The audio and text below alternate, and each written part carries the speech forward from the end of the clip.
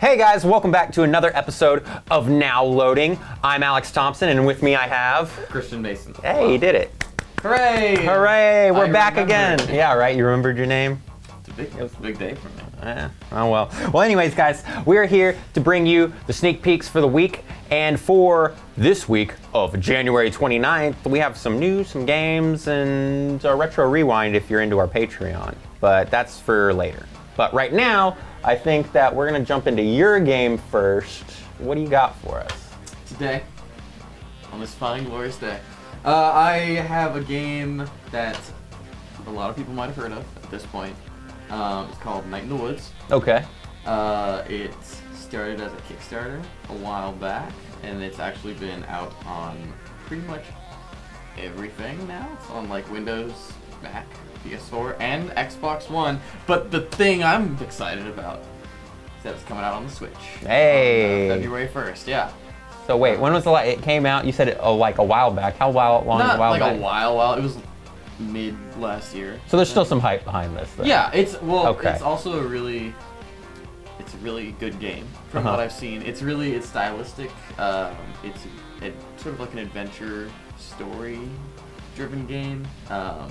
You play as a girl, but I guess she's technically like a cat, like the people. It's sort of got like that BoJack Horseman thing. Have you seen that? Like there's animals, but there's also like some people are animals, but then there's also like animals. Like there's squirrels that run around on like the streets and stuff. They're just normal like squirrels to us, but then there's also like a person who is a cat. It's almost like Mickey Mouse or whatever, where you have Goofy who's a dog, but then you have Pluto who's also a dog. Exactly. Why does he get his own house? Yeah. Anyway, but yeah, it's really cool. I've seen a decent amount of gameplay on it, and it's charming is the best way to put it. I feel like it's a really good. I know it's like a while off, but it seems like a good fall game. Like Okay. It's just I think it's kind of set in that season itself, but I wouldn't say it's creepy, but it's just got that kind of. It's got like an ambiance. Yeah, it's really nice. It's worth checking out. I haven't played it personally, but I have sat next to a friend while they played it, and I enjoyed myself thoroughly. So do you think it's going to translate over to the Switch well? I think so. Yeah? I see no reason why it wouldn't. I mean, it's been on everything else so far, and from what I can tell, there's no like wild problems with it. So I think it'll be nice on the Switch, and it'll be again, it'll be one of those perks of the Switch being portable. You can take this kind of game you could normally only have on a console with you anywhere. And, I don't know. I think I'm probably actually gonna get this one, which is I don't know. I'm really excited about it coming to the Switch.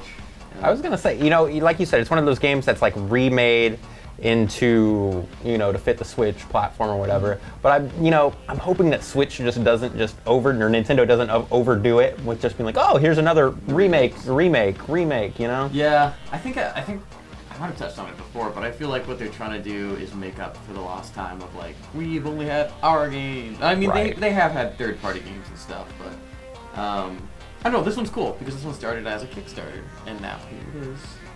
I guess sort of like another big one would be like Ukulele. It's like it started from the bottom, and now it's here. That feels like it should have been on Switch like this entire time because it came out before the Switch. Before it was on Switch, I mean, right? Ukulele, Yeah, Ukulele, but this one hits February 1st. I mean, at least check out the trailer. It's really beautiful. Cool. And a great story. So. Yeah, what do you got for us? Okay, so my game is called Battalion 1944, and it's coming out on PC Early Access on February 1st, okay? So this game is basically like made to be a throwback, like it's supposed to get to the core of multiplayer first-person shooter games back in the day, so it's heavily influenced from like Call of Duty 2, Medal of Honor, the games that we grew up playing in the early 2000s, basically, like the shooter games and stuff. So a lot of cool stuff like that. That right there, like, that kind of hooks me in almost like right away because I was one of those guys that played Call of Duty and Medal of Honor when they were all first coming out and stuff. I was probably in like 6th grade at the time or something like that, 7th grade. But that was at the time when Halo was getting real huge. Yeah. And then Medal of Honor was huge at that time. Call of Duty was starting to get its like ground and rolling. It was before they put out a game every year, basically. It's like Yeah, 2 companies making one game. Yeah. Yeah. Treyarch for the win. Yeah. So. So Battalion 1944 is a massive multiplayer first-person shooter. Mm-hmm. So it's mainly focused on the multiplayer aspect and everything. It'll eventually be on PS4 and on Xbox One. Like I said, right now we're just getting that PC early access. There hasn't been a date set for any of the console stuff.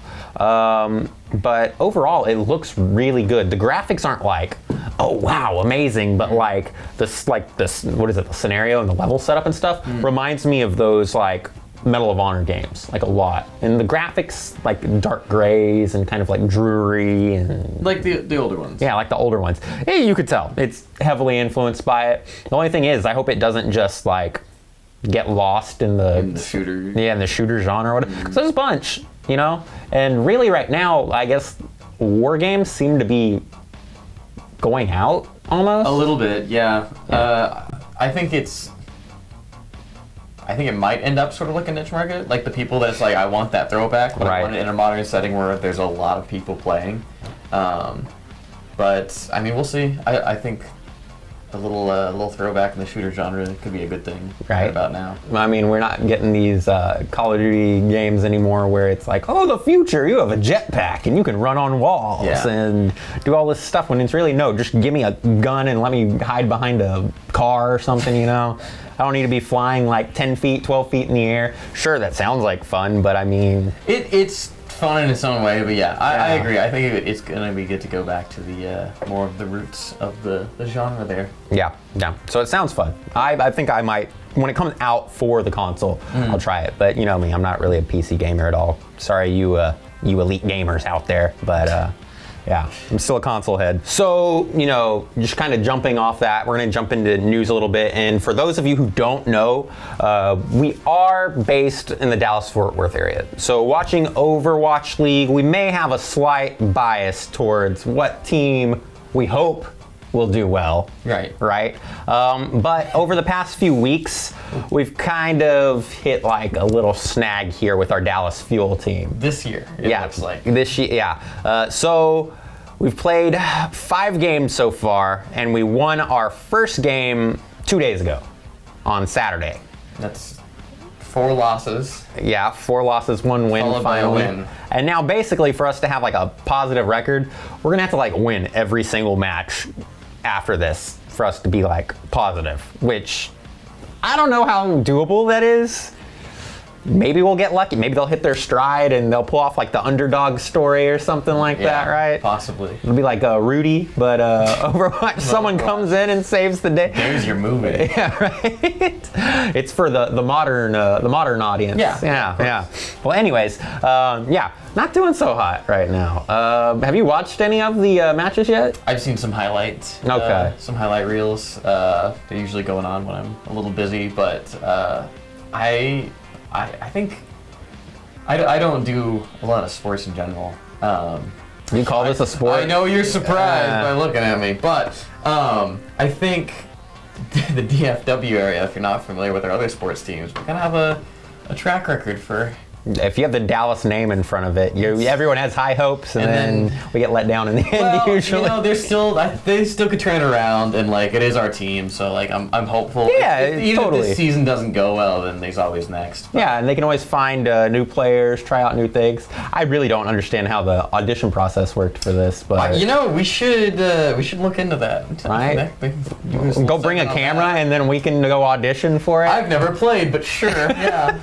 Well, let's all audition for... All right, let's see what the process is like. We'll get it on camera, everything else. That'd be kind of cool. I'll nail the verbal interview, but anything after, it's going to be an embarrassment. I totally have like 15 years experience playing first-person shooters. Never played Overwatch, but that doesn't matter. I played a lot of TF2, which I still play, but I mean, similar concept. Somewhat. Can you get on the point?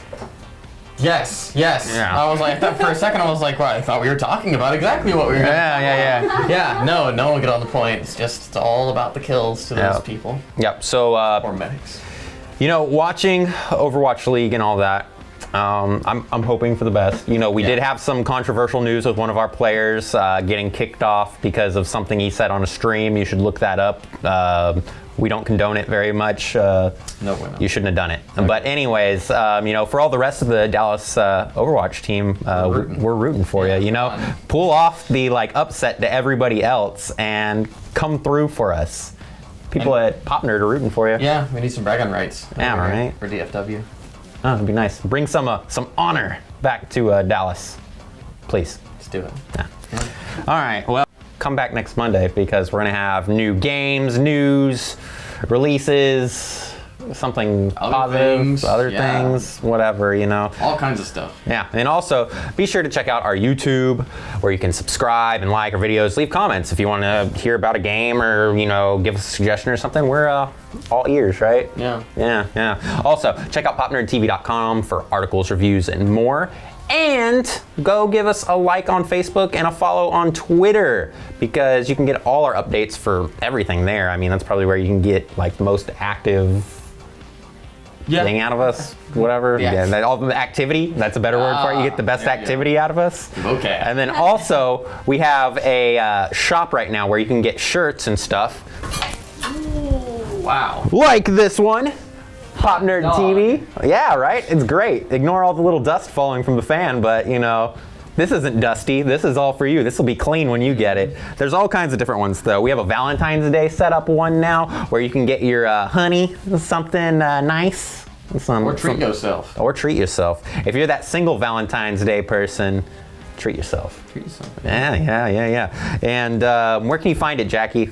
teespring.com/store/PopNerdTV. Teespring.com, and then in the search bar, type in PopNerdTV. It'll be that's the easiest. that one. Google it. Yeah, right? You can Google it if anything else. You can find it. There's easy. Thank God for search engines now, right? Yes. Link in the description. Yeah, there's a link in the description. That's a better way. We'll put a link in the description. All right, so like we said, got cool shirts on there for you to buy now. Help us out. A lot of them are limited time only. Like you said, we're not going to sell the Valentine's Day one after Valentine's. So if you want one and you think it looks cool, now's your time to do it. Also, is there anything else you could think of? Yes, I remember this time. There's Patreon things, and with the Patreon things, if you have a loose idea of how it works on there, you become a subscriber or a patron on the Patreon, and give a little bit each month, and with that, at least on our page, it's going to give you access to more content, bonus content. Our Retro Rewinds. Retro Rewinds, which is the big one. You also give us suggestions and stuff too on there. We have a level 4 suggestions, and who knows, we might give you a shout out or something. Maybe. It's a possibility. Yeah, we'll see. Maybe you'll get lucky. I'm sure someone got on that one to get an ample shout out. I haven't gotten a suggestion yet on there. I'm waiting. What's taking y'all so long? Yeah, I give him suggestions just in person. He doesn't listen to them, so you got to do it that way. Help me out. I mean, I'm hard-headed. Yeah, Patreon, that's a thing too. All right, well, I guess we'll see you next Monday. I'm Alex Thompson. I am hot-blooded detective Joe. You got it. Goodbye. Bye.